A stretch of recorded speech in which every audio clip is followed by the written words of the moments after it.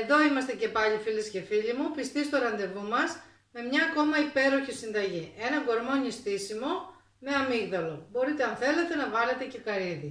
Πάμε να το δούμε. Τα υλικά μας είναι μία κούπα φρυγανιά τριμμένη, μία κούπα νερό, μία κούπα ζάχαρη, μία κουβερτούρα 125 γραμμάρια και μισή κούπα φιλέ αμύγδαλο. Αν θέλετε βάλτε καρύδι, αν δεν θέλετε μην βάζετε τίποτε. Σε ένα κατσαρολάκι ρίχνουμε τη ζάχαρη, το νερό, περιμένουμε λίγο να ξεκινήσει ο βρασμός. Όπως βλέπετε έχει λιώσει και τα ρίχνουμε όλα μέσα. Την κουβερτούρα, ρίχνουμε και το αμύγδαλο, το οποίο το κάναμε στο blender, μπορείτε και ολόκληρο, και σβήνουμε τη φωτιά.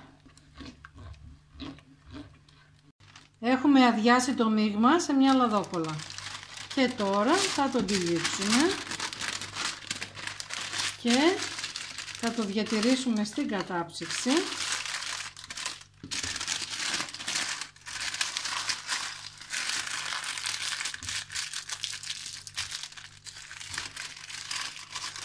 Για να σφίξει και να το σερβίρουμε μετά.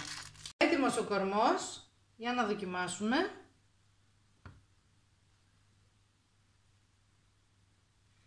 Είναι πάρα πολύ ωραίος και εγώ πρώτη φορά τον κάνω. Δεν έχει να ζηλέψει τίποτε από τον κανονικό. Τον διατηρείτε στην κατάψυξη για όσο καιρό θέλετε και έχετε πάντα ένα έτοιμο γλυκό. Την άλλη εβδομάδα πάλι μαζί με μια ακόμη συνταγή. Γεια σας!